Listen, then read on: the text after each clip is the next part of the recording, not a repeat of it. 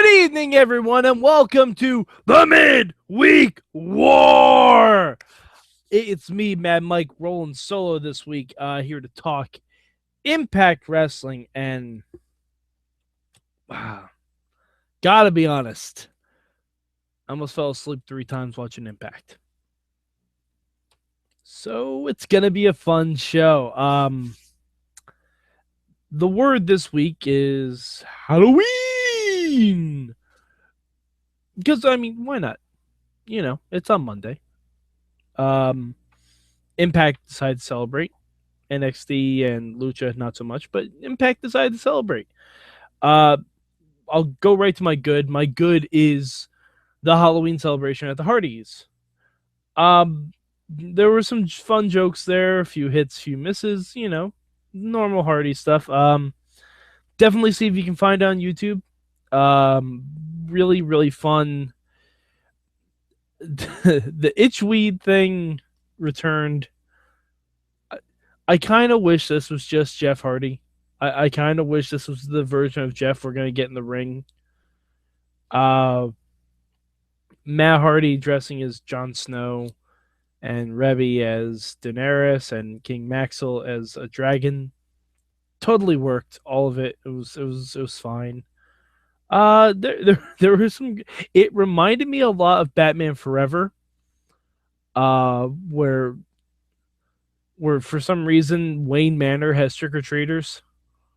I'm sorry, treat or deleters. That's what Matt Hardy calls it. Yeah, like we've shown where the Hardy compound is. There's no way kids are getting dropped off there for trick-or-treating. But I digress. But yeah, it was really, really fun. Probably the only fun you will have watching Impact this week. Yeah, I said it. I'll go to the bad. Oh, man. I'm just going to give the bad to... No, I can't say everything in the Impact Zone. I can't. I can't in good conscience say that. I'll just say... Lashley and Eddie Edwards. I don't know if I've ever seen a feud for a world title that with two people who have had the worst mic skills in the company.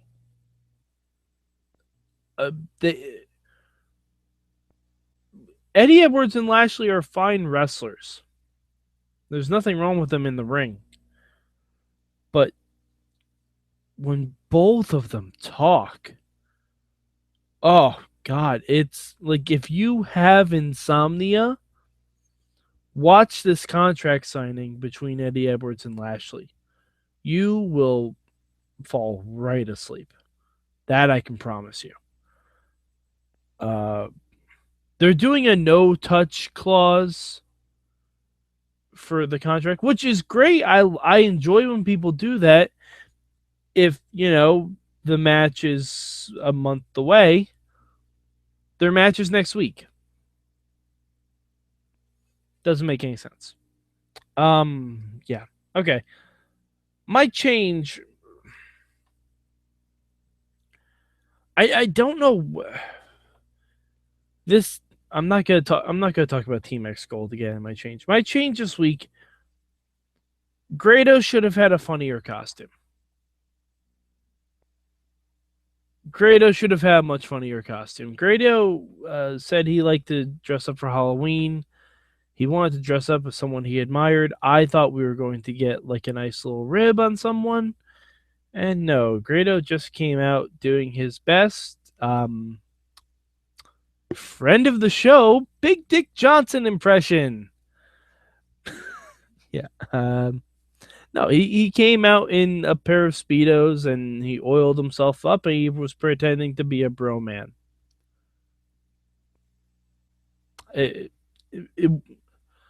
I like Grado when he's serious.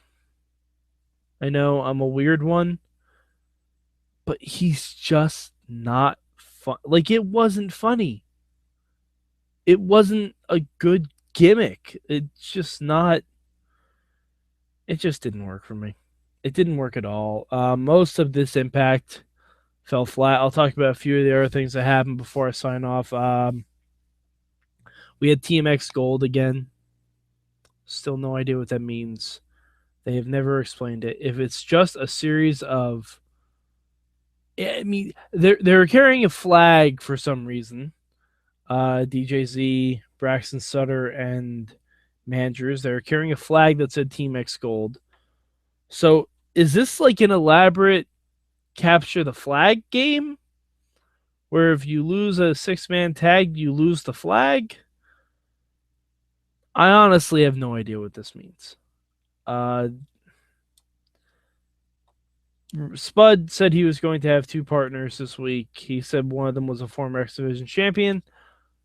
I thought they might have brought back some people, like, I don't know, Shark Boy and Curry Man. Like, we could have had some fun. Rockstar Spud brought out Decay. This is what happens after you feud with the Hardys. You get thrown into bullshit. Oh, and by the way, they lost. Yeah, they lost. Now, if this was Rockstar Spud teaming with Crazy Steve and Rosemary, would have been cool with that. Actually, I don't even remember seeing Rosemary out with Decay. I might be mistaken. Like I said, TNA almost put me asleep 3 times. But yeah, it was, I don't know, it was just weird. Still no Team X Gold is. Still don't care. Quite frankly, I'd rather just see an actual storyline in the X Division, as shocking as that sounds. But yeah, we're not gonna get that. That involves writing.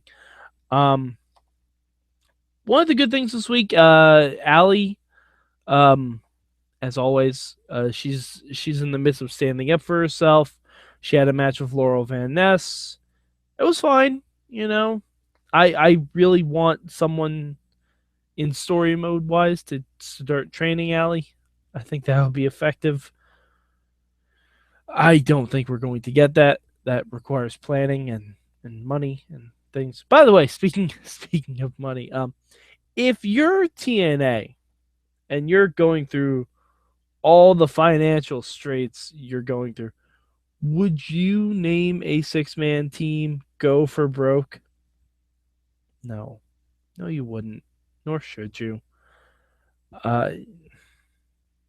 Let's see. Oh, and guess what? I haven't talked about EC3 yet, and I'm going to. EC3. I think TNA has ruined EC3 for me. I think they finally did. Because I have never said this. I don't care about EC3. Not right now. He's still very entertaining. He's just not doing anything. He has a feud with Eli Drake, another person I enjoy on the show, but they're in, like, they open the show. They're curtain jerking. Like, I don't know. It was just odd. And we broke up the bromance for some reason, and Robbie is with Grado and Jesse is going a singles feud with Aron Rex again. And by the way, they're doing this thing with Aron Rex where apparently his knockout punch looks to be like a power of the punch, like William Regal, like putting on some rings and putting tape over it. Like, just stop. Like, unless those rings are like pure carbonite or something like that wearing a ring and then taping over all of the hard parts, that's not going to cause a knockout punch. At least when William Regal did, he had brass knuckles on him. Like, at least do that. Because he doesn't even hide it. He has it on his fingers the whole time. So every punch he hits should be this knockout punch. But, oh, and guys, there was a main event. There was a main event this week. I know, shocking, right? It was a 6-man. It was a mixed tag between the Rhodeses and the Bennetts. It was boring. Maria doesn't want to wrestle. Brandy Rhodes can't wrestle. I don't know what we're doing. I mean, I'm happy for Cody. He got his wife a job. She got to have a match. I honestly don't even remember who won. I think the Bennett's won. Oh no, the Rhodeses won. The Rhodeses won because afterwards, Lashley for some reason attacked Cody Rhodes. So either Lashley is beating Eddie Edwards next week, and then Cody's beating Lashley. I don't think that's gonna happen. Or this is just pointless, which I think is probably more likely. Yeah. So that's it for Impact. That's all they deserve. I'm not going to talk about it anymore. Next week I'm going to see Doctor Strange, so the show will be up when I get a chance to. But yeah, as far as rankings go, God, TNA is probably 10th. 10th. Maybe 11th. I don't know. I didn't even watch that many wrestling shows this week, but it's down there. Like Total Bells is more entertaining by far than Impact this week. Yeah, so TNA is really low in the totem pole. If you want to tell me I'm wrong, you can hit me up on Twitter at MadMike4883. I usually live tweet Impact. However, this week's was just so boring, I couldn't even think of funny jokes to live tweet. But usually you can hit me up with the hashtag MM on at Mayhem Show. I do live tweet Lucha Underground every week, so you can check out that. I will try and live tweet Impact next week if I can get around to it. But yeah, so hit us up at goodtimes@wrestlingmayhemshow.com. Hit us up on the Facebook group and let me know if you think I'm wrong about TNA. Please tell me. Because honestly, I'm struggling. I don't know how I'm going to get through 2016 watching Impact, knowing it's all been filmed as much as they can afford. But all right, so for Mad Mike, I'm Mad Mike, and this has been your midweek war.